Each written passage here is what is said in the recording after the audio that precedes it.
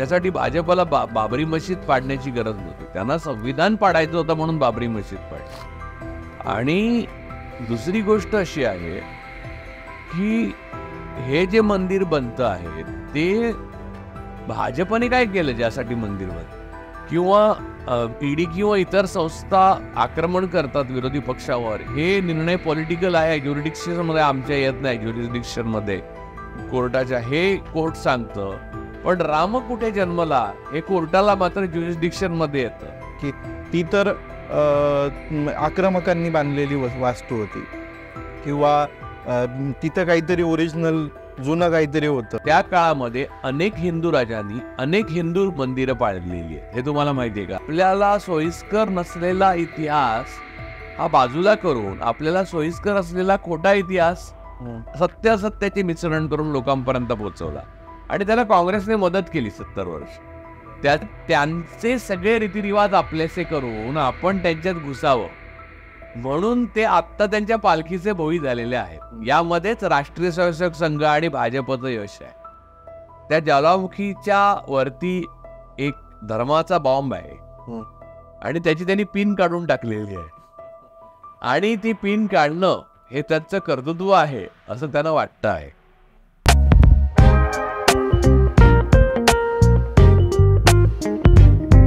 नमस्कार.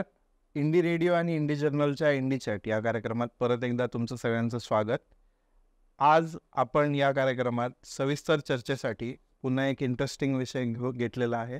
इंटरेस्टिंग तर तो आहेच, पण त्यासोबतच तो आत्ता देशासमोरच्या सगळ्यात गहन प्रश्नांपैकी एक आहे, सगळ्यात महत्त्वाच्या घटनांपैकी आहे भारतीय इतिहासातल्या, आधुनिक भारताच्या विशेषतः राजकीय इतिहासातली एक खूप महत्त्वाची घटना घडणार आहे 22 जानेवारीला, आणि ते म्हणजे राम मंदिराचं अयोध्येतलं उद्घाटन. या पूर्ण घटनेच्या भोवती अनेक दावे, प्रतिदावे, कॉन्ट्रोवर्सीज, अनेक प्रकारच्या चिंता आपल्या सगळ्यांसमोर आहेत. त्याच्याबद्दल बरंच चिंतन झालेलं आहे, लेखन झालेलं आहे, आणि हे सगळे पर्स्पेक्टिव्ह समजून घेण्यासाठी आणि याला व्यवस्थित एका आपल्या समजुतीच्या एका कप्प्यात बसवण्यासाठी आपण आज आपल्यासोबत बोलवलेलं आहे राजू परुळेकर सरांना. नमस्कार. नमस्कार सर, वेलकम बॅक इंडी जर्नलमध्ये. सो आता जसं मी म्हटलं की खरंच आधुनिक भारताच्या इतिहासातले काही जे महत्त्वाचे टप्पे असतील त्यातला एक महत्त्वाचा टप्पा हे राम मंदिराचं उद्घाटन किंवा लोकार्पण हे असणार आहे. नाही, मला असं वाटतं की आधुनिक भारताच्या इतिहासातला सगळ्यात महत्त्वाचा टप्पा बाबरी मशीद पाडणं हा आहे. कारण रूल ऑफ लॉ आणि कॉन्स्टिट्यूशन या दोन्हींचा उल्लंघन केलं, मंत केलाच, आणि त्या सर्व गुन्हेगारांना इंक्लुडिंग लालकृष्ण अडवाणी कोणालाच शिक्षा झाली नाही. कोर्टाने आरोपी कोण आहेत हे मान्य न करता, म्हणजे कोणीच निर्दोष आहेत सगळे असं मान्य करून बाबरी पाडणं हा अपराध आहे हे मान्य केलं. त्यामुळे बाबरीची आत्महत्या ठरली. तर ह्या गोष्टीने भारतीय लोकशाहीमध्ये पहिल्यांदा रूल ऑफ लॉ आणि संवैधानिक ढाचा जो आहे, बाबरीचा ढाचा नाही पडला, तो त्या दिवशी संविधानाचा एक ढाचा पडला आणि त्याचा महामार्ग आता मोदी सरकारने केला आहे. त्यामुळे राम मंदिराचं उद्घाटन हे एक निमित्त आहे. त्यासाठी भाजपला बाबरी मशीद पाडण्याची गरज नव्हती. त्यांना संविधान पाडायचं होतं म्हणून बाबरी मशीद पाडली. आणि दुसरी गोष्ट अशी आहे की हे जे मंदिर बनतं आहे ते भाजपने काय केलं ज्यासाठी मंदिर बनतंय. या मंदिराच्या बनण्यामागे नरसिंहरावांचा हात आहे. पहिली गोष्ट, त्या मंदिराची कुलूप पहिल्यांदा राजीव गांधींनी काढला आणि त्यांना इच्छा होती की मंदिर बनवावं आपण चांगलं, म्हणजे बाबरी मशीदला हात न लावता वेगळं मंदिर बनवावं. ते दुसऱ्यांदा, आणि सुब्रमण्यम स्वामी म्हणाले दुसऱ्यांदा निवडून आले असते तर त्यांनी मंदिर बनवलं असतं.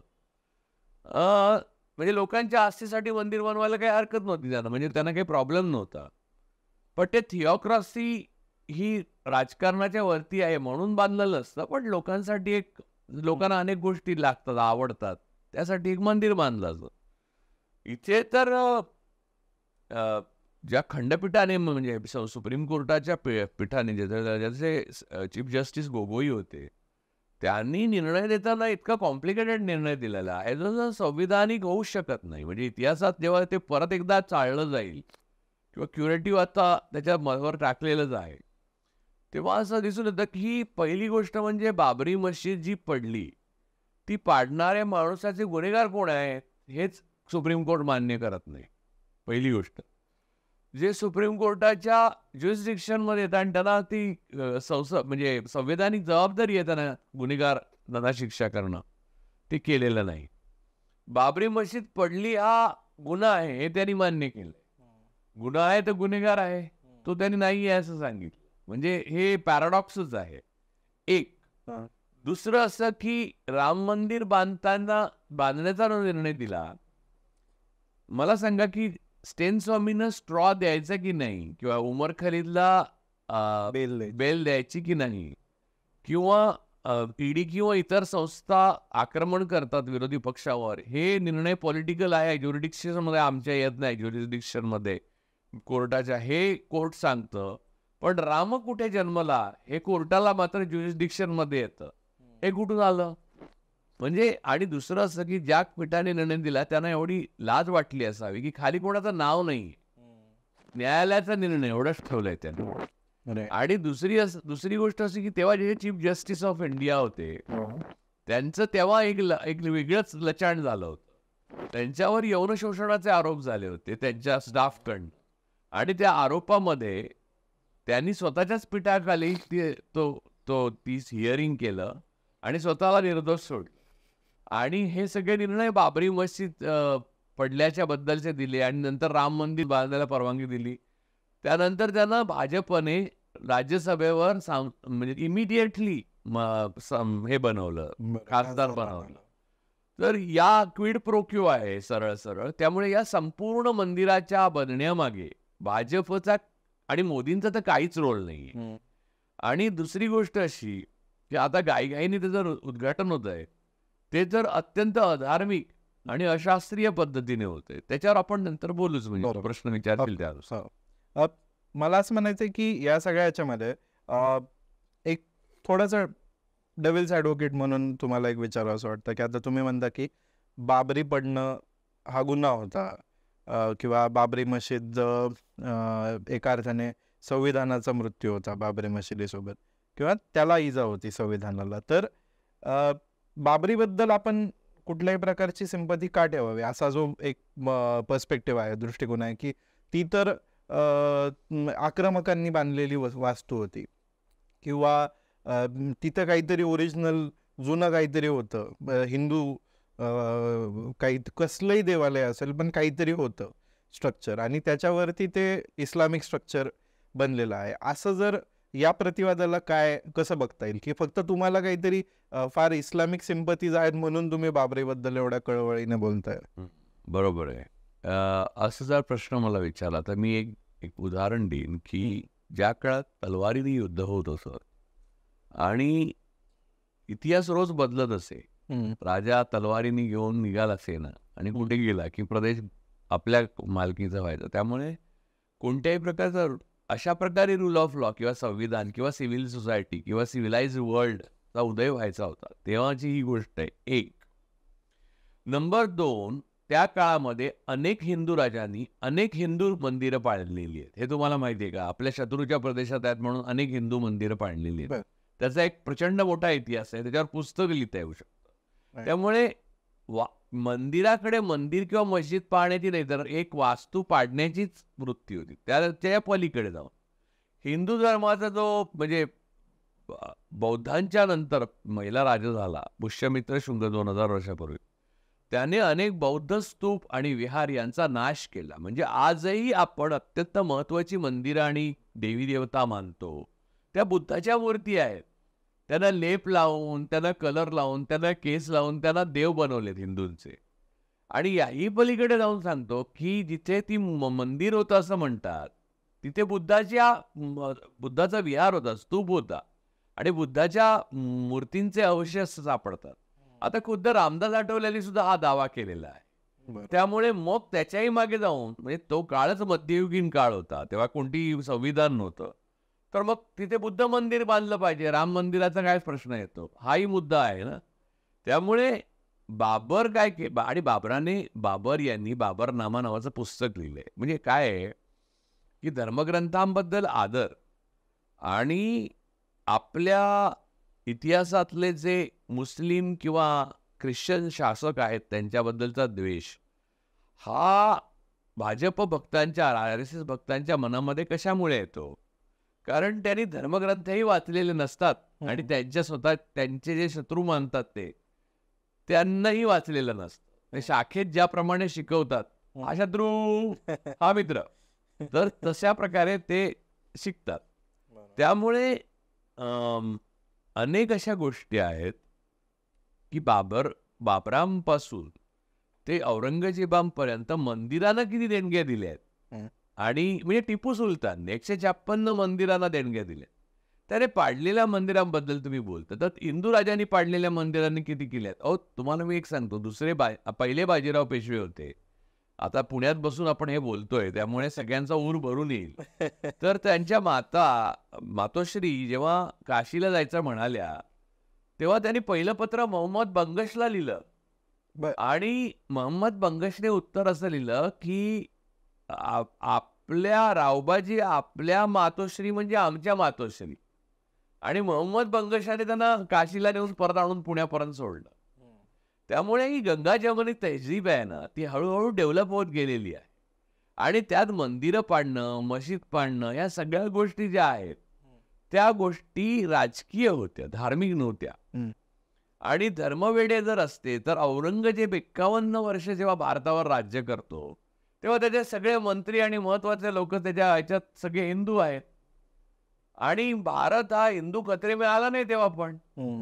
आणि औरंगजेब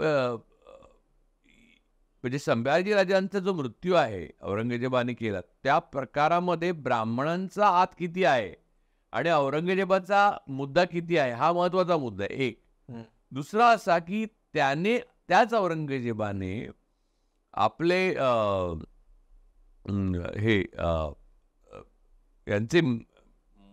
यांचा पुत्र संभाजी महाराज पुत्र थोरले शाहू महाराज, ज्यांना पुण्यश्लोक शाहूजी महाराज म्हणतात, ते आणि त्यांची माता, या दोघांनाही कैदेत ठेवलं. पण कधीही धर्म परिवर्तन करण्याचा प्रयत्न केला नाही. उलट त्यांना त्यांच्या बिरादरीतल्या मुलीशी लग्न केलं, त्यांचे सगळे धार्मिक संस्कार केले, त्यांना सगळं शिकवलं आणि त्यांचे लाड करायचा होतो. आता हे जे आहे आणि ते संभाजीचं वैर हे राजकीय आहे आणि त्यामध्ये संभाजीला ही शिक्षा देण्यात यावी यामध्ये ब्राह्मणांचा मोठा हात आहे. हे इंद्रजित सावंतांनी माझ्यावर बोलताना अनेकदा बोललेले आहे. तर मुद्दा असा आहे की तेवढा आपल्याला सोयीस्कर तेवढा इतिहास वगळून राष्ट्रीय स्वयंसेवक संघ आणि भाजपने आपल्याला सोयीस्कर नसलेला इतिहास हा बाजूला करून आपल्याला सोयीस्कर असलेला खोटा इतिहास सत्यासत्याचे मिश्रण करून लोकांपर्यंत पोहोचवला. आणि त्याला काँग्रेसने मदत केली 70 वर्ष. त्याचे हे परिणाम आपण बघतोय. त्यामुळे तुम्ही जे म्हणताय मला बाबरीबद्दल काही विशेष प्रेम किंवा राम मंदिराबद्दलही विशेष प्रेम नाही. मुद्दा असा आहे की मध्ययुगीन संस्कृतीमध्ये ज्या प्रकारच्या गोष्टी होत असत त्या प्रकारच्या गोष्टी जर आज संविधान निर्माण झाल्यावर या काळात सिव्हिलाइज वर्ल्डमध्ये तुम्ही करायला लागलात तर मला असं वाटतं की मग पोलीस, सैन्य आणि याची सगळ्याची गरज नाही. म्हणजे मी माझी एक फौज ठेवीन, तुम्ही तुमची एक फौज ठेवा, तुम्ही पुणा जिंकून घ्या, मग पुणा तुमचा सुभा झाला, मी मुंबई जिंकून घेतो, मग मुंबई माझा सुभा झाला आणि बायकांना सती जाण्याची पद्धत आपण परत सुरू करू, असं करायचं आहे का? बरं, बौद्धांनी काय करावं? बौद्धांनी आपला हक्क सांगितलंच पाहिजे. सगळ्या बहुतेक भारतातल्या मंदिरांमध्ये ज्या मूर्त्या आहेत त्या बौद्ध मूर्त्या आहेत. त्या अक्षरशः विद्रूप करून त्याच्या देवदेवत्या केलेल्या आहेत. त्याच्यावर प्रबोधनकार ठाकरेंनी भरपूर लिहिलेलं आहे. त्यामुळे राम मंदिराचा इश्यू हा भारतीय जनता पक्षाच्या 9.5 वर्षाच्या विफलतेचा इतिहास लपवण्याकरता केलेला दीपोत्सव आणि अक्षता उत्सव आहे. आणि त्याची अक्षता घेऊन जर तुमच्याकडे आलं तर भिडेने सुद्धा त्या तुम्ही घेऊ नका, हाकलून द्या. मी माझ्या घरातून त्यांना हाकलून दिलं. त्याला म्हणावं हा राजकीय फॅसिझम माझ्यापर्यंत आणायचा नाही, राम माझ्या मनात राहतो.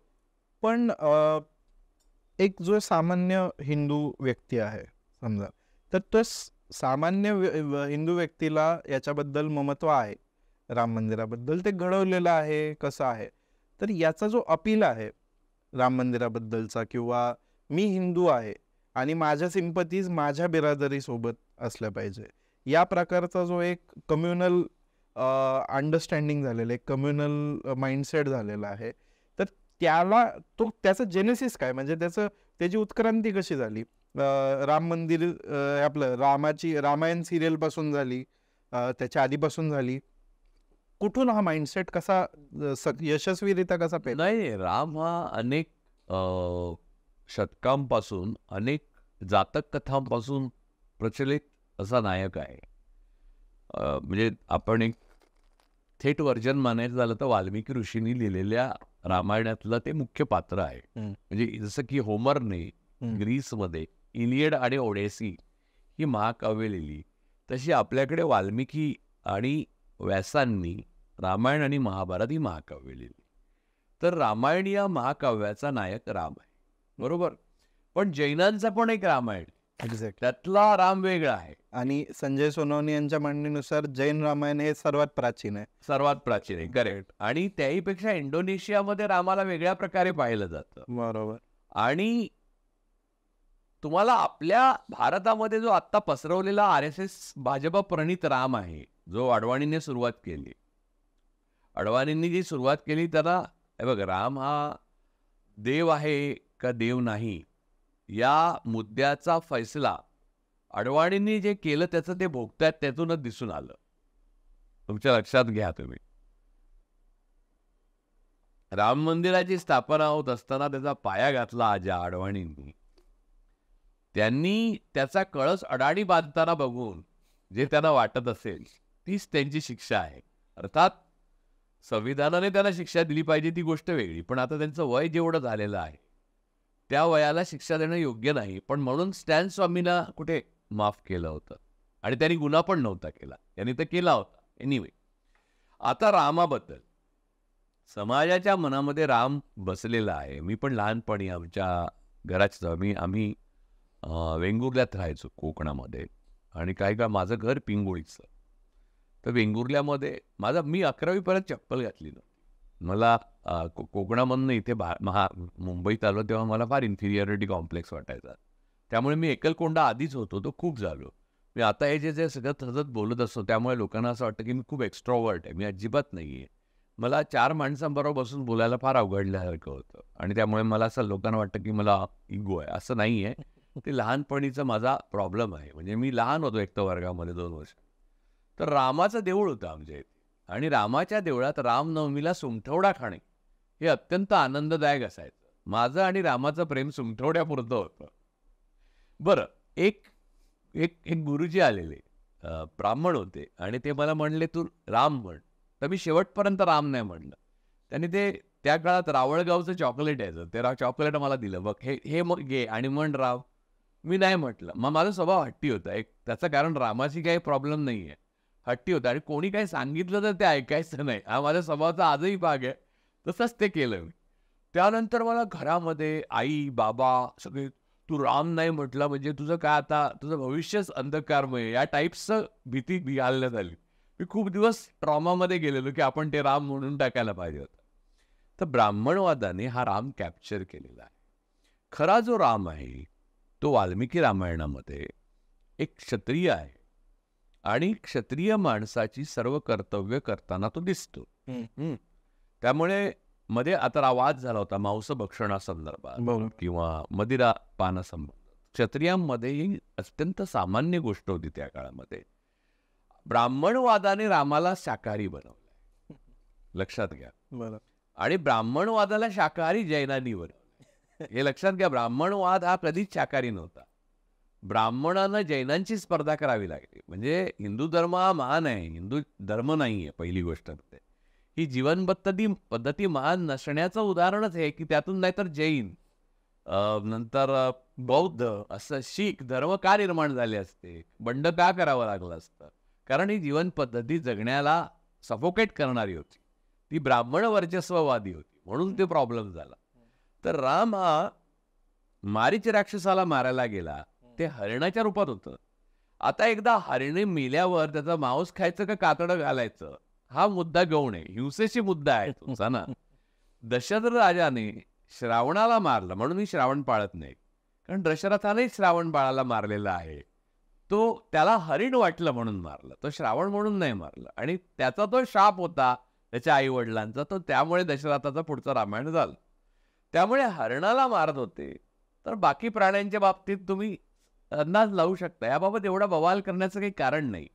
ब्राह्मणांनी जो स्वीकारलेला जैनांकडचा शाकारवादाचा हा आहे, फॅनॅटिझम आहे, अतिरेकीवाद आहे, तो त्यांना म्हणजे नवा मुसलमान जास्त वेळा बांग देतो ना, तसं दाखवायचं आहे. त्यामुळे ते रामाला सुद्धा शाकाहारी बनवत आहेत. मी तर तुम्हाला सांगतो, साईबाबा स्वतः मटण करून त्या हंडीमध्ये हातामधून ढवळून हे करत असत. शिर्डीमध्ये ती हंडी आहे, त्याच्यावर काही लिहिलेलंच नाहीये, बाकी सगळीकडे लिहिलेलं आहे साईबाबा हे करत आहेत. आणि शिर्डीमध्ये मांसाहार नावाला मिळत नाही. आणि आमच्यावर एक मनुष्य आलेला, तर म्हटलं चल आपण मटण खाऊन येऊ आणि मग परत एकदा देवळात मला दर्शन घ्यायचं आहे, कारण मला बघायचं आहे मला कोण कोण येणार. त्या दिवशी चंद्रचूड येऊन गेले ते, म्हणून मी मुद्दाम गेले. हा, म्हणजे आदल्या दिवशी येऊन गेले. म्हटलं नाही, मटण खाल्ल्यावर नाही त्याचं. अरे म्हटलं साईबाबा स्वतःच करायचे.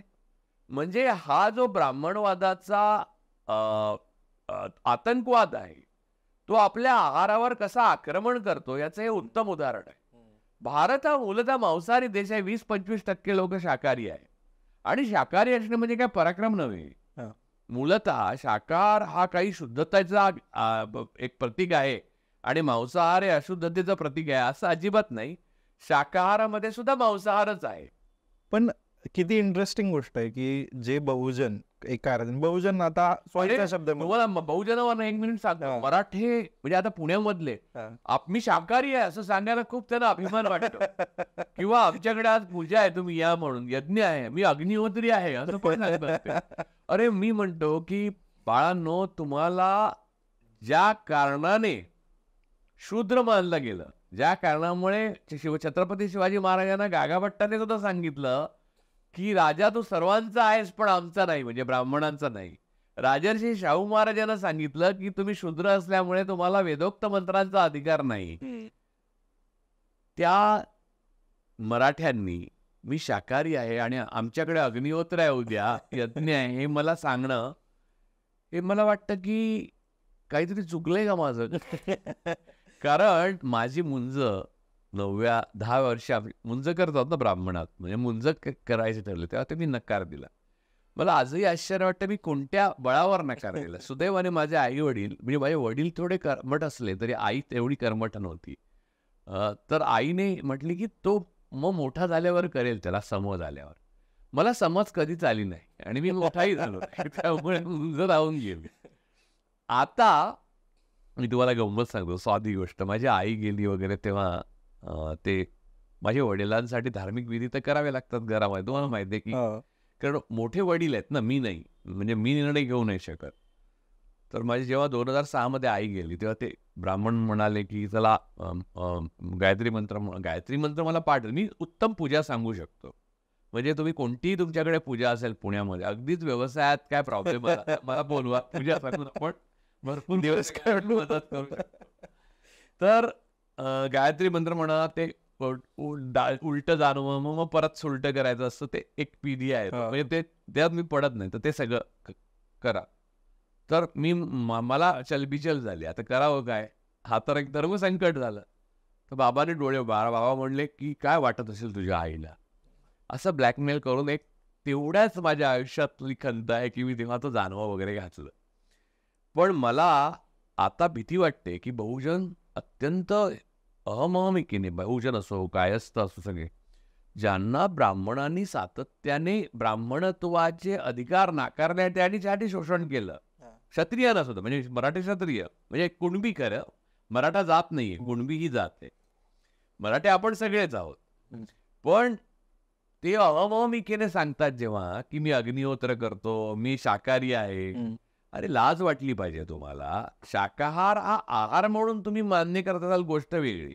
मला काहीतरी ॲलर्जीज असेल समजा मांसाहाराची, जनरली मांसाहाराची ॲलर्जी कोणाला नसते, शाकाहाराची ॲलर्जी तर आणि मुलांना अंड देत नाही अन्नामध्ये दुपारच्या, ज्या ज्या राज्यामध्ये भाजप शासक आहे तिथे ते मांसाहार बंद केला, त्यामुळे त्यांना प्रोटीन मिळत नाही, B12 मिळत नाही, ॲनिमिक होतात.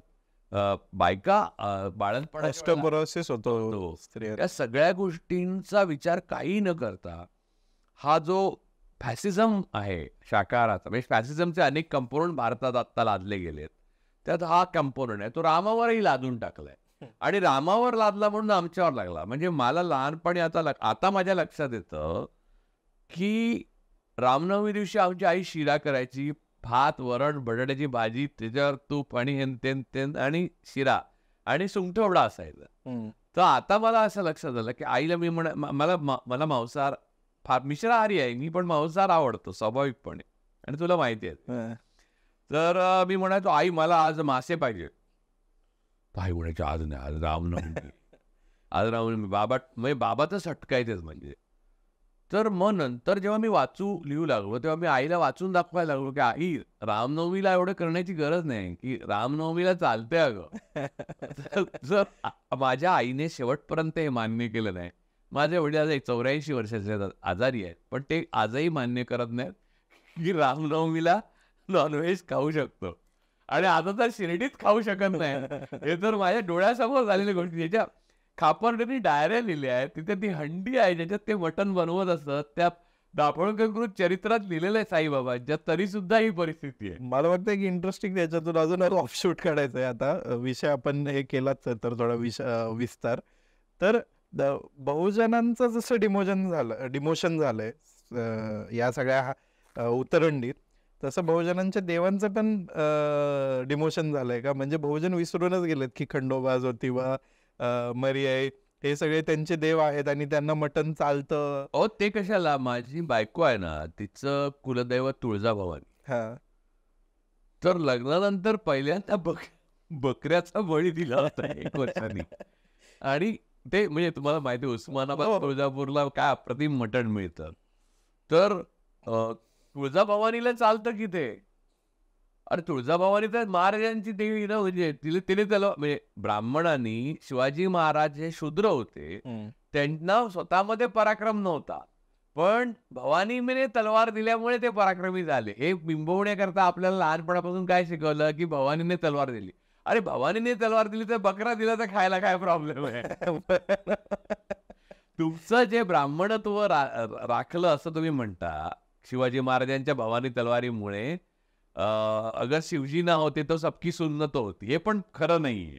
कारण औरंगजेबाच्या काळात किंवा अकबराच्या काळात काही झालं नाही. सगळे हिंदू मुख्य पोझिशनवर आता जसे मोदी सरकारमध्ये बसलेले आहेत ब्राह्मण, तसेच बसले होते.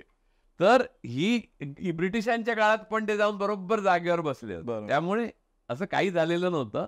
पण हे एक आपण धरायचंच झालं.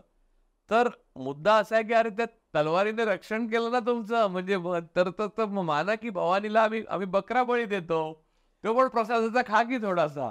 पण तुम्हाला दिसतंय ना की जाणवत आहे ना की ते बहुजनांना स्वतःच्या खरं तर त्या देवांची पण लाज वाटते एका अर्थाने, असंच म्हणावं लागेल की अरे बहुजनांना स्वतःची लाज वाटते. बहुजनांच्या मराठ्यांपासून, ओबीसीपासून, शूद्रांपासून अतिशूद्रांपर्यंत, आंबेडकरांपर्यंत सर्वांना आपण ज्या जातीचे आहोत त्याची लाज वाटते. कारण हिंदू नावाचा धर्म नाही, धर्म ब्राह्मण आहे. सगळ्यांना ब्राह्मण धर्मात जायचं आहे. ते जाण्याची कोणतीही सोय नाही, कारण ब्राह्मण हा शोषक आहे आणि शोषितांना तो आपल्या धर्मात कसा घेईल. त्यामुळे त्यांचे सगळे रीतिरिवाज आपलेसे करून आपण त्यांच्यात घुसावं म्हणून ते आत्ता त्यांच्या पालखीचे भोई झालेले आहेत. यामध्येच राष्ट्रीय स्वयंसेवक संघ आणि भाजपचं यश आहे. आणि हे जे यश आहे ते राम मंदिरावर थोपवलं गेलेलं आहे. सो मी तेच विचारतोय की आता परत माझ्यामुळे राम हा, तुम्हाला सांगतो, राम हा जर देव असेल तर भारतातल्या सगळ्या लोकांचा आहे, कारण तो चरित्र नायक आहे. रामाला विशिष्ट अशा पद्धतीने देव मानणं हे अतिशय चूक आहे. राम दिल में बसता है. रामाच्या कथा आहेत ना, त्या कथांचं अनुकरण करायचं ठरवलं तर भारतीय जनता पक्षाने सत्ता त्याग केला पाहिजे. कारण मी पुन्हा पुन्हा हे सांगतो की राम जेव्हा वनवासात जायला निघाला तेव्हा विरोधी पक्ष म्हणजे भरत सांगत होता की तू सत्तेत बस. वडील म्हणजे अगोदर ती सत्य सांगत होती, सत्तेत बस. जनता रडत होती बाहेर की तू सत्तेत बस. म्हणजे 543 बहुमत होतं. आणि तरी दिलेल्या वचनासाठी राम वनवासात गेला. तो सत्ता त्यागाचं प्रतीक आहे. ताबडतोब भाजपच्या मंत्रिमंडळाने राजीनामा दिला पाहिजे, तर खरं रामाची भक्ती केल्याचं फील येईल. अर्थात रामाचा असा अपमान केला, सत्तेला चिटकून राहण्याकरता रामाला त्यांनी मध्ये आणला, तर राम त्यांचा राजीनामा घ्यायला समर्थ आहे. ओके. पण तुम्ही जे म्हटलात की आणि प्रत्येकाचा शिवाय शंकराचार्यांनी सांगितलंच की ज्या पद्धतीने केलं जातं त्यात भूत पिशाच त्याच्याकडे तर येऊच आपण. पण मी तेच म्हणतोय की जसं तुम्ही म्हणालात की प्रत्येकाचा राम वेगळा आहे. संभाजी भिडेंचा राम वेगळा आहे. ते म्हणतात मिशा नाही येत रामाला, त्यामुळं संभाजी भिडेंच्या रामाला मिशा आहेत, कारण संभाजी भिडेंना मिशा आहेत. सी देव दानव नरे निर्मिले. त्यामुळे देवाला आणि दानवांना आपण निर्माण केलंय. भूत आणि देव हे दोन्ही आपण निर्माण केले, बरोबर. त्यामुळे ते आपल्यासारखे असतात. आता संभाजी भिडेंना मिशा आहेत म्हटल्यावर संभाजी भिडेंच्या रामाला मिशा आहेत. राम रवी वर्माने काढला होता तेव्हा मिशा नव्हत्या, त्यामुळे त्याला नव्हत्या, त्या तिथे नव्हत्या. आता मुद्दा माझा एवढाच आहे की रामाला मिशा असतील काय, रामाला मिशा नसतील काय, राम मांसाहार करत असेल काय, राम शाकाहार करत असेल काय, याने काय फरक पडतो. आपल्याला दास्यत्वातून कोणाच्या तरी मुक्त केलं, त्यांचे ऋण आपण मानतो. छत्रपती शिवाजी महाराज हे मांसाहार करत असत का नसत यावर बाबासाहेब पुरंदरे अखेरपर्यंत संशोधन करत राहिले. मला कशासाठी ते कळलेलं नाही.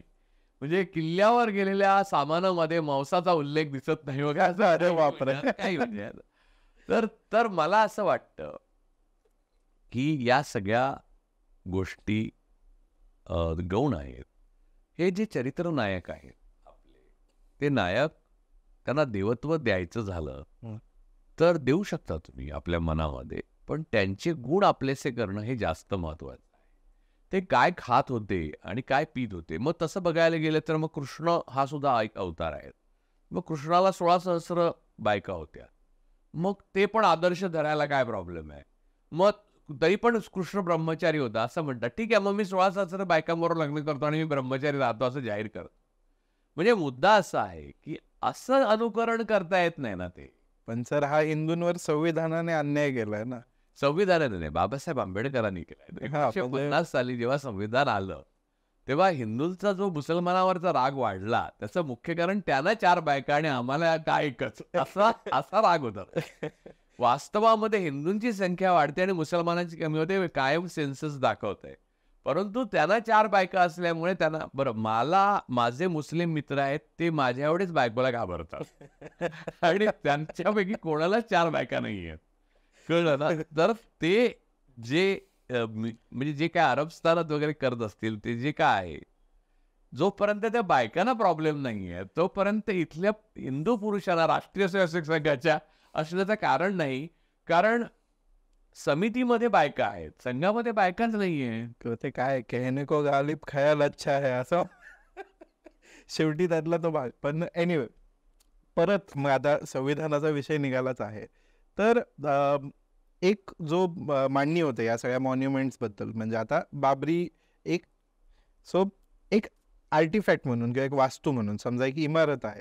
आता आपण असं म्हणतो की 1950 ही एका अर्थानं 47 एका अर्थाने, त्यानंतर 50 ऑफकोर्स संविधानाचं हे होणं, तर एका अर्थानं आपण म्हणतो की तो कट ऑफ आहे. तो की त्याच्या मागं जायचं नाही. त्या दिवशी जसा भारत केलेला आहे ना, तसं नरसिंहरावांनी हे केलं. एक्झॅक्टली, की त्या दिवशी जसा भारत आपल्याला मिळाला 1947ला स्वातंत्र्याच्या निमित्तानं, ज्या बाउंड्रीज आपल्याला मिळाल्या, ज्या वास्तू आपल्याला मिळाल्या आणि जे काही होतं या देशात ते आता धरोहर आहे तुमचं. म्हणजे तिथून मागं नाही जायचं की याच्या मागे काय होतं, याच्या मागं काय होतं, याच्या मागं काय होतं. भारताची सुरुवात. पण त्याच्या मागे जायचं तर राणा प्रतापांना पण 19 बायका होत्या. म्हणजे मागेच जायचं झालं तर बरंच काही मागे जाऊ शकतो. बरं, हळदीघाटच्या युद्धाबद्दल पण मी अधिक बोलू शकतो. मला मी तेच म्हणतोय, मला काय म्हणायचं म्हणजे खरा इतिहास जर बोलायचा झाला तर आयदर आत्महत्या करतील लोक किंवा मला मारतील. नाही, आता तसं म्हणायला गेलं तर टोनी जोसेफांचं जे पुस्तक आहे त्या निमित्तानं अर्ली इंडियन्सचा जर उल्लेख घेतला आणि स्वतः आर्किओलॉजिकल सर्वे ऑफ इंडियाचा जो पूर्ण सर्वेक्षण त्यांनी जे केलं होतं DNA सॅम्पलिंग मधून, त्यातून तर आर्यन इन्व्हेजन जरी नसेल पण आर्यन मायग्रेशन नक्की झालेलं आहे, हे सिद्ध झालेलं आहे आता त्या याच्यामध्ये. तर एनिवे, तर ती काय, आणि आपलं मूळ आफ्रिकन आहे, हा, त्याचं, अख्ख्या गोऱ्यापासून एक्झॅक्ट. ब्राऊन पर्यंत. सो तो मुद्दाच खरं तर गौण आहे की कोण कुठून आलं, कसं आलं, काय झालं, आणि मग ते कसे संघर्ष झाले. तर आपण जर ठरवलं होतं, ते का ठरवलं होतं आपण की हा कट ऑफ आहे 1947च्या मागं जायचं नाही, तिथून मागं उघडून बघायचं नाही पडद्यासारखा की माझी लिगसी तिथपर्यंत जाते, मी हिंदू आहे म्हणजे मग मी याला पण उत्तरदायी आहे, त्याला पण उत्तरदायी आहे, किंवा मी मुस्लिम आहे तर मग मी औरंगजेबानं काय केलं, बाबरनं काय केलं, मी नागरिक आहे ना भारतीय. तर ह्या नागरिकत्वाचं जे डेफिनेशन आहे किंवा नागरिकत्वाची जी समज आहे, त्याच्यामध्ये कुठेतरी आपण फेल गेलोय का एक देश म्हणून. नागरिकत्वाची समज असण्याला अभ्यासक्रमामध्ये प्रॉपर पद्धतीने त्याचं पेरणी करावी लागते. ती 70 वर्षात काँग्रेसच्या कालखंडात अजिबात झाली नाही, किंवा दुसरे इतर पक्ष आले त्यांच्या. किंबहुना या प्रकारच्या ब्राह्मणत्वाला आणि या प्रकारच्या गोष्टींना उत्तेजन दिलं गेलं. उदाहरणार्थ, माझं संस्कृत मधलं जे शिक्षण आहे, पहिल्यांदा मी राम चालवायला शिकलो आणि त्यानंतर वन, कळलं. त्यामुळे आदिवासींच्या ऐवजी वनवासी सोपं गेलं का, कारण म्हणजे वन चालवायला शिकलो, राम चालवला पहिले, चालवला म्हणजे हा. तर मुद्दा हा आहे. आणि श्लोक कोणता शिकलो, तर अष्टादश पुराणेषु व्यासस्य वचनं द्वयं परोपकाराय पुण्याय पापाय परपीडन. आकाशात पतितं तोयं यथा गच्छति सागरं सर्वदेव नमस्कारा केशवं प्रति गच्छति. आता याचा अर्थ असा की परपीडा ही वाईट आहे, पुण्य म्हणजे तुम्ही आहे, आकाशात सगळीकडे पाणी फिरते, शेवटी समुद्राला जातं. तुम्ही कुठच्याही देवाला नमस्कार केला तर केशवाला जातो. त्यातला केशव हे केशव बळीराम हेडगेवार, हे त्यातलं अनुस्यूत जे होतं ते नंतर हळूहळू माझ्या बॅचच्या बहुतेक अमेरिकेत गेलेल्या माणसाच्या मनावर बिंबलं. ते राम मंदिरानिमित्त एक आता रॅली काढतायत न्यू जर्सी मध्ये. पण आता आपण थोडंसं त्या ह्याच्याकडे येऊ मग आता की हे जे आधुनिक हिंदू आहेत, म्हणजे एकीकडं तुम्ही अमेरिकेत जाऊन आधुनिकतेचे उपभोग घेताय, तुम्ही मध्यमवर्गीय आयुष्य जगत अनेक आधुनिकतेचे फायदे घेताय, आधुनिक जगाचे फायदे घेताय, सगळं तुम्ही त्या अर्थानं तुमचं आयुष्य पूर्णतः बदललेलं आहे. तुम्ही ट्विटरवरती एक खूप पॉप्युलर शब्द झालाय सनातन. मी सनातन संस्कृती मानतो, मी सनातनी आहे. कारण काय, ज्या वेळेला मी हिंदूवर लेख लिहिला होता बघ, हिंदुत्व म्हणजे ब्राह्मणवाद, त्यानंतर अख्ख्या देशभर वेगवेगळ्या ठिकाणी इव्हन अकॅडमिशिया मध्ये पण ते आलं, तेव्हा त्यांच्या लक्षात आलं की हिंदू शब्द अडचणीचा ठरतोय. आणि अगोदर सुप्रीम कोर्टाचा निकाल पण होता, मग त्यांनी सनातन सुरू केलं. आता सनातनचा खरा अर्थ एन्शंट आहे. एन्शंट म्हणजे सगळंच सनातन आहे. म्हणजे या जगामध्ये बौद्ध सनातन आहे, जैन सनातन आहे, इस्लाम सनातन आहे, सगळे अब्राह्मनिक रिलिजन सनातन आहेत. सनातन या शब्दाला धर्माचा अर्थ नाही आहे, काळाचा अर्थ आहे. त्यामुळे सनातन, आम्ही सनातनी आहोत. मुस्लिम पण सनातनी आहे, 1400 वर्षापूर्वीचा आहे त्यांचा धर्म. आणि मग तुम्ही जूनला तर अधिकच सनातनी, मग ख्रिश्चन तर सनातनीच आहे. त्यामुळे या फोकनाडपणाला काही अर्थ नाही. मला लिंग्विस्टिक मध्ये यांना कोणत्याही प्रकारचा आधार नाही. भवानी तलवार एवढीच मिथक आहे. मला याच्यानं म्हणायचंय की एक, आता तुम्ही मगाशी शंकराचार्यांचा उदाहरणार्थ उल्लेख केलात. आता जर खरंच सनातनी हिंदू परंपरा किंवा सनातनी हिंदू समज जे आहे, आणि अर्थात तिच्यावर ब्राह्मणांचा अधिकार असणार, ब्राह्मण मठाधिपती किंवा धर्मगुरू किंवा जो काही त्या टेक्स्टचा अर्थ लावणारा आहे, घेऊन आम्ही भिक्षा मागायला. हा बरोबर. सो त्या अर्थानं जो सनातनी आहे, त्या सनातनी लाईफस्टाईल सोबत यांची लाईफस्टाईल उघड क्लॅश होतीये. म्हणजे राम मंदिराचं उद्घाटन हे मंदिर पूर्ण नसताना होतंय, प्राणप्रतिष्ठा त्या सगळ्या ह्याची ते म्हणतात आहेत, धर्मगुरू म्हणतात आहेत की ते सगळं मुहूर्त आणि हे काहीच नसताना होतंय त्या सगळ्या हिशोबाने. सो एका अर्थानं संपूर्ण जी सनातनी मांडणी आहे तिला खरं तर छेद देत हे आधुनिक फॅशिझम किंवा आधुनिक एका अर्थानं हटवाद जो आहे त्या दोघांचा क्लॅश बघायला मिळतोय का आपल्याला त्या निमित्तानं, हे जे चालू आहे त्या निमित्तानं? नाही, मला असं वाटतं की ही एक एका पॉइंट नंतर होणारी अपरिहार्य लढाई होती. माझ्या सुदैवाने माझ्या आईने प्रेमाने मला सर्व वेद उपनिषद म्हणजे जे जे सनातन असं हे लोक मानतात ते सगळं अभ्यास करायला लागलं. मग अष्टावक्र महागीता असो, मग नारदीय पुराण आणि वेदांचा सगळा तर मी तुम्हाला निश्चितपणे एवढं सांगू शकतो, म्हणजे मी काही शंकराचार्य नाही आहे आणि शंकराचार्य जे म्हणतायत ते कोणत्या बेसिस त्याच्यावर पण येऊ आपण, की हे मंदिर संपूर्णतः हिंदू धर्माच्या विरोधात बांधलं जातं. म्हणजे हिंदू धर्म असं जर आपण म्हणलं, सनातन धर्म असं आपण म्हटलं, हिंदू हा धर्म नाही आणि सनातन नावाचा पण धर्म, ही जीवन पद्धती आहे. बरोबर. परंतु तुम्ही जे म्हणताय शंकर 4 पीठ वैदिक पीठांच्या आधारावर, तर वैदिक म्हणजे ब्राह्मणीचं, वैदिक पीठ म्हणजेच ब्राह्मण, हिंदुत्व म्हणजे ब्राह्मणत्व, बरोबर. कारण यजुर्वेदामध्ये ब्राह्मण धर्म हा एक धर्म आहे, बाकी सगळ्या जाती आहेत. ब्राह्मण धर्माचं जर म्हणजे मी जर कट्टर ब्राह्मण धर्म, माझा धर्म मी पाळायचा ठरवला समजा उद्या, म्हणजे माझा उदारमतवाद गेला खड्ड्यात, मी ठरवलं आणि म्हातारा चळ लागला मला काही वर्षांनी आणि मी ब्राह्मण धर्म पाळायचा ठरवलं, शेंडी बिंडी लावली. तो त्या शेंडीवर एक पटकन गंमत सांगू का? अत्र्यांचा एक जोक आहे. एक असेच सनातनी आणि अत्रे यांना एकाच व्याख्यानाला बोलवलेलं आणि आपले सनातन जे धर्मातले सगळे हे आहेत गोष्टी आहेत ते कशा महत्वाच्या आहेत याच्यावरती सनातनी बोलणार होते आणि अत्रे आधुनिकतेच्या बाजूने बोलणार होते. तर ते सनातनी बोलताना म्हणाले, हे पहा की तुम्ही आज रडार बघता, रडारला पुढे अँटिना असते. ब्राह्मणांनी सुरुवातीपासून शेंडी आणि जावळ ठेवून डोक्यासाठी रडार अँटिना निर्माण केलेली आहे. तर त्यांचं भाषण झालं, त्यानंतर अत्रे उभे राहिले. अत्रे म्हणाले, आत्ता जे गृहस्थ बोलले त्याच्यावर माझा पूर्ण विश्वास आहे, कारण माझ्या लहानपणी माझ्या वडिलांनी माझं जावळ आणि शेंडी ठेवली होती. मला त्याचा राग आला म्हणून मी एकदा न्हाव्याकडे गेलो आणि ती साफ करून आलो. त्याने माझ्या वडिलांना जो धक्का बसला त्याने माझ्या लक्षात आलं की त्याच्यामध्ये करंट आहे. पण त्यानंतर मला माराही बसला. धक्क्यामध्ये माझ्या वडिलांनी मला बेदम मारला. मी तर मी असं सांगत होतो, मला हे म्हणजे गंमत म्हणून. पण जर मला चळ लागलो आणि मी जर या ब्राह्मण धर्माचं पालन करू लागलो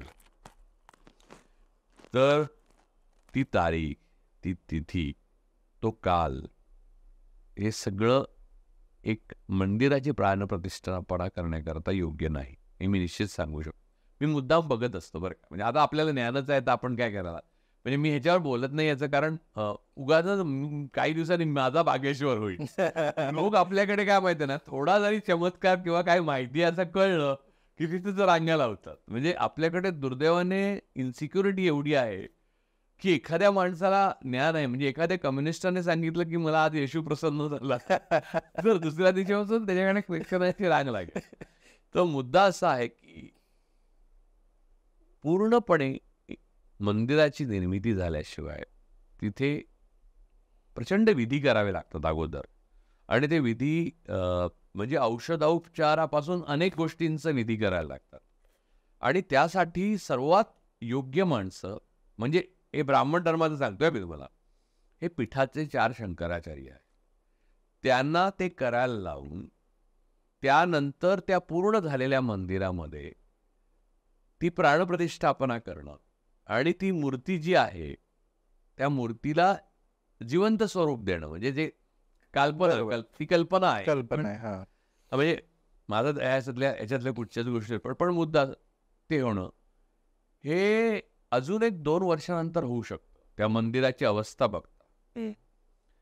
हा चुनाव राम आहे मोदींचा, त्यामुळे हे सगळं त्यांनी एकदम रिवाइंड केलं किंवा फास्ट फॉरवर्ड केलंय आणि ते आत्ता घडवून आणतायत. धर्म शास्त्राच्या व्याख्येप्रमाणे हम्म.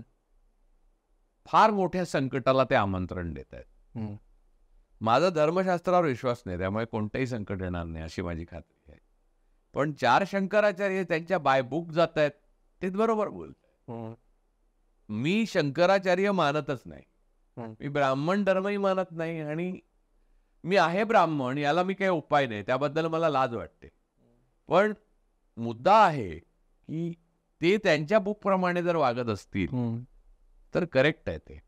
म्हणजे कोणताही मुस्लिम धर्म मानणारा मनुष्य मोहम्मदांचं चित्र जर कोणी काढलं तर जेवढी ब्लास्फेमी मानेल तेवढी मोठी ब्लास्फेमी मोदी सरकार करतंय.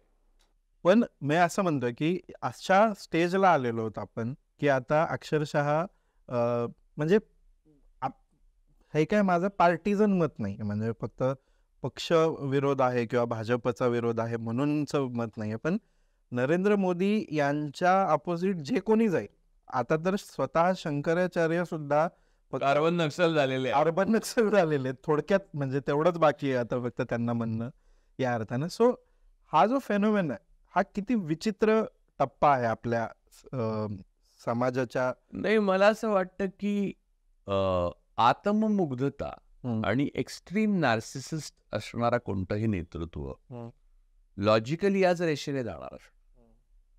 भस्मासुराची जी कहाणी आहे ना, ती एक रूपक कथा आहे. भस्मासूर स्वतःच्या हात ठेवल्यावर मेरा ताप कोई सह नाही सकता असं जे भस्मासुराला वाटतं ना, तो शेवटी आपल्याच डोक्यावर हात ठेवतो. ही रूपक कथा इतकी बोलकी आहे की त्या संदर्भात मोदीविषयी वेगळं भाष्य करण्याची सुद्धा गरज नाही. ते एका अशा ज्वालामुखीवर बसलेले आहेत, त्या ज्वालामुखीच्या वरती एक धर्माचा बॉम्ब आहे आणि त्याची त्यांनी पिन काढून टाकलेली आहे, आणि ती पिन काढणं हे त्यांचं कर्तृत्व आहे असं त्यांना वाटतं आहे. तर म्हणजे त्यांच्या सारखे तेच. पण मग आता आपण जी चर्चा केली, आता थोडंसं कन्क्लुजनकडे येऊ. मला वाटतं की आपण जी सगळी चर्चा केली, आता खाली कमेंट्स जे येतील त्या मी आत्ताच सांगू शकतो तुम्हाला, तुम्ही पण सांगू शकता की खाली कमेंट्स काय असणार आहेत. तुम्ही हिंदू द्वेष्टे आहात, तुम्ही धर्मद्रोही आहात, तुम्ही लाज कशी वाटत नाही स्वतः हिंदू असून असं बोलता, किंवा व्हॉटएव्हर अशा ब्राह्मण असून असं बोलता, किंवा अजून काय असं, अशा कमेंट्स नक्कीच येतील. पण ही जी एक झापड आलेली आहे डोळ्यावरती जनरलच, एक झापड तुम्हाला सांगतो. पुण्यामध्ये आमच्या सोसायटीत ते दक्षता, त्या राम मंदिराचा फोटो आणि 2 धागे घेऊन एक 7-8 माणसं येतात. 90% लोक मी बघितलं भिडेने, म्हणजे कसं काय, आमच्या सोसायटीचा चेअरमनच आला, तो माझा मित्र आहे, आणि त्याच्यावर 10-12 त्या दिवशी आपण लाइटिंग करायचं, त्या दिवशी आपण जोरदार करायचं, हे करायचं ते करायचं असं सांगत होते सगळेजण. मी त्याला सांगितलं की हे मी तुझ्याकडे मागितलं नव्हतं, पहिले देवाचं आहे. म्हटलं हे देवाचं नाहीये, देवाचं काहीच नाही म्हटलं. हा सगळा भाग आहे ना, म्हणजे मी जिवंत आहे, झाडं आहेत, पाऊस पडतो, सगळं देवाचं आहे म्हटलं. त्यामुळे हे वेगळं देवाचं छापलेलं तुमचं मला काही गरज नाही, त्यामुळे तू निघ म्हटलं. आता म्हणजे माझा हळूहळू पारा वाढत चाललाय. तर मी केल्यामुळे अनेकांनी तसं केलं इतर बिल्डिंगमध्ये. पण बरेच जण काय करतात, भिडेला बळी पडतात. आता संघाचा टेक्निक काय आहे, कुठले भिडे हे भिडेवाड्याचे नाही दुसरे. तर मराठीत अतिशय डेंजरस म्हण आहे, म्हणू कळत, म्हणू माहिती आहे ना तुला, माहिती आहे ना, मग भिडे ते कोण आहेत ते कळेल मग तुला. हा, तर मुद्दा असा आहे की अनेक लोक केवळ बीड पडल्यामुळे ते तांदूळ आणि अक्षता आणि काय ते त्याला अक्षता म्हणतात, तांदळाला तांदूळ नाही म्हणत, असं नारळाला श्रीफळ म्हणतात. फरक काहीच नाही, खोबरं तसंच लागतं. तर ते दोरा काय तो आणि ते सगळं घेतात. आणि 22 तारखेला लाइटिंग पण करतील, कारण PM केअर म्हणून कुमार, म्हणजे PM केअर हे अत्यंत मोठा गुण आहे. GOV लावतात आणि मी सरकारी नाही सांगतात, इलेक्ट्रोल बॉन्ड शिवाय सहाराचे 25,000 कोटी असे, आणि इतर माध्यमातनं उद्योगपतीवर दाढी टाकून गमवलेले. एवढे पैसे आहेत तर प्रत्येक घरावर सुद्धा लाईट लावू शकतील. आमच्या सोसायटीत पण अशी मोठी चर्चा चालू आहे. फूट पडली आहे, पण चर्चा चालू आहे की लाईट लावायचे मोठे. तर मला लाईट लावण्याला काहीच विरोध नाही. उलट जास्त उजेड झाला तर बरं वाटतं माणसाला, काही प्रॉब्लेम नाही. पण या प्रकारचं आनंद साजरा करावा असं काहीतरी झालेलं आहे मध्यम वर्गाला ज्या वाटतं, त्यांना मी एवढंच सांगू शकतो, की ज्या दिवशी आपल्याला संविधान मिळालं, IIM, IITs उभ्या राहिल्या, आपण विज्ञानाचं शिक्षण घ्यायला लागलो. मॉडर्न सायन्समुळे आपली जीवनाची जी ॲव्हरेज जगण्याची वय होतं ते 40चं 60, 60चं 80 पर्यंत गेलं. त्या दिवशी दिवे लागले. आणि भाकरा नंगलचं जे धरण बांधलं नेहरूंनी, त्याला जनसंघाचे तत्कालीन श्यामाप्रसाद मुखर्जींनी विरोध या नावाखाली केला होता, की जर त्या पाण्यातून वीज काढण्यात आली, तर शेतकऱ्यांना अशक्त पाणी मिळेल. ही यांची विज्ञान निष्ठा. त्यामुळे तुम्ही लक्षात घ्या, की या प्रकारचं लाईटिंग फुकट मिळालं म्हणून, जे नेहरूंनी भाकरा नंगल वगैरे आणून लाईट आणले भारतामध्ये, हे एक अत्यंत कुटील असं डाव आहे आणि तो उधळून लावणं हे प्रत्येक भारतीय माणसाचं कर्तव्य. मग माझा आता शेवटचा प्रश्न तुम्हाला ह्याच्यामध्ये, की मार्क्सला नेहमी मिसकोट केलं जातं या बाबतीत, की मार्क्स असं म्हणला की धर्म ही अफूची गोळी. पण मार्क्स तसं नव्हतं म्हणलं. मार्क्सचं पूर्ण वाक्य होतं, धर्म हा निरात्म जगाचा आत्मा आहे, एखाद्या दुःखिताचा, शोषिताचा किंवा पीडिताचा आधार आहे, आणि म्हणून धर्म ही अफूची गोळी आहे, कारण ती तुम्हाला मनाला आराम देते. जेव्हा तुमच्या आजूबाजूला खूप पीडा असते, जेव्हा तुमच्या आजूबाजूला खूप त्रास असतो, तुम्ही खूप त्रासात असता, तेव्हा एक भूल जी द्यायला हवी त्या पीडेवरती, ती वाईट गोष्ट आहे, पण त्या प्रकारची भूल मिळते त्यातून आणि म्हणून तुम्हाला आराम मिळतो. तर या अर्थानं मार्क्स धर्माकडे बघतो. तर अशी कोणतीही पीडा होती की आपला समाज इतका धर्मबोळा होऊ पाहतोय किंवा धर्मावर इतका विसंबला गेलाय, मागच्या 20, 30, 40 वर्षात असं काय घडलंय की 20, 30, 40 वर्षात काही घडलं नाहीये. हे 9.5 वर्षात जे घडलंय ना, ते फार डेंजरस, सफोकेटिंग. कारण 20, 30, 40 वर्षात पण घडत होतं भ्रष्टाचार वगैरे, पण मंत्री पण तुरुंगात जात होते. रूल ऑफ लॉ होता आणि संविधानाची चौकट 90% पर्यंत पाळली जात होती आणि आपला 73% आपल्याला स्वातंत्र्य होतं. काही प्रमाणात गडबड होती, बाकी म्हणजे छोट्या वाटा होत्या, पण महामार्ग नव्हती झाले. आता तुम्ही धर्माच्या आणि अफूच्या गोष्टी सांगितल्या. मी तुम्हाला सांगतो, इन्सिक्युरिटी आणि बेकारी, बेरोजगारी, इन्फ्लेशन, GDP एवढं कर्ज आणि आपल्या भोवतीचे सगळे शेजारी आपले शत्रू केलेले आहेत मोदींनी. हे जे सगळी जी गोष्ट आहे, फक्त चीन त्यांचा मित्र आहे. चीनचं आणि त्यांचं काहीतरी विशेष नातं आहे भारतीय जनता पक्षाचं. या सगळ्या पार्श्वभूमीवर येणारं सफोकेशन व्यक्त करायला जागा नाही. कारण तुम्ही बोललात की काय होईल हे तुम्ही सांगू शकत नाही. तुम्ही लिहिलंत की काय होईल सांगू शकत नाही. जेवढ्या नाड्या आवळता येईल तेवढ्या त्यांनी नाड्या आवळल्यात. धर्म बाजूला ठेवत आज आपण बंदी घातली आहे FDAने, फूड अँड ड्रग आपल्या असोसिएशन, जे आपली फूड अँड ड्रग ॲडमिनिस्ट्रेशन, ती झॅनॅक्स, म्हणजे अमेरिकेत झालं झॅनॅक्स म्हणतात, ती अल्प्रोझॅलम किंवा झॅप, आपलं त्याला ट्रायका किंवा रेस्टिल, असं झोपेची गोळी, झोपेची नाही आहे, ती ट्रँक्विलिटीची गोळी आहे. तिच्यावर बंदी घातली कारण त्याचं प्रचंड ॲडिक्शन समाजामध्ये आहे आणि ते अतिशय महत्त्वाचं सायकॅट्रिस्टने प्रिस्क्राईब केल्याशिवाय दिली जात नाही. कारण ती गोळी सर्वात डिमांडमध्ये असलेली आत्ताची गोळी आहे. म्हणजे मालेगावमध्ये तर एवढ्या प्रमाणावरती खपले, त्याला कुत्ता गोळी म्हणतात. अच्छा. आणि तुम्ही कुठच्याही मेडिकल स्टोअरला जाऊन विचारा की रेस्टिल किंवा अल्प्रेक्स आहे का वगैरे, तर तो घाबरून सांगणार की नाही, हमारे पास स्टॉक नाही रहता है. कारण लोक ती मोठ्या प्रमाणावर त्याची नशा करतात. म्हणजे त्याने ना तुम्हाला युफोरिक वाटतं आणि आपलं दुःख दुसऱ्याचं आहे असं वाटतं. म्हणजे अशा प्रकारची, खरं तर ती अँझायटी आणि पॅनिक डिसऑर्डरवरचं बेस्ट औषध आहे, पण ते तात्पुरतं आहे. एक्झॅक्टली धर्माचा रोल तो आहे. जर FDAने त्याच्यावर बंदी आणली तर FDAने ह्याच्यावरही बंदी आणली पाहिजे. भारतात जर तुम्हाला धार्मिक काय करायचं असेल, घरात करा. पंतप्रधान जेव्हा संसदेचं उद्घाटन यज्ञ करून करतात, तेव्हा ते असंवैधानिक आहेत आणि पंतप्रधान पदासाठी अपात्र आहेत असं मी मानतो. त्यांनी तत्काळ राजीनामा दिला पाहिजे. मग पूजेला बसायला हरकत नाही. तर मला वाटतं आपण आजचा एपिसोड या नोटवरती कन्क्लूड करूयात. हा एपिसोड एका किचकट विषयावर होता, त्याची मांडणी किचकट होती, वेळ कमी असतो आणि याच्यामध्ये काही सगळ्याच बाजू कव्हर होतील असा काही भाग नाही. तुम्हाला असं वाटतही असेल की ही बाजू का कव्हर केली नाही, याच्याबद्दल का चर्चा झाली नाही, तर ते कमेंट्समध्ये नक्की नोंदवा तुमचं मत. याच्या मागचा हेतू कोणाला अपमानित करण्याचा किंवा कुठल्या ह्याला टार्गेट करण्याचा नसून एखादी गोष्ट समजून घेण्याचा आहे, हे समजून घ्या आणि तशा पद्धतीनं सकारात्मक चिकित्सा करा.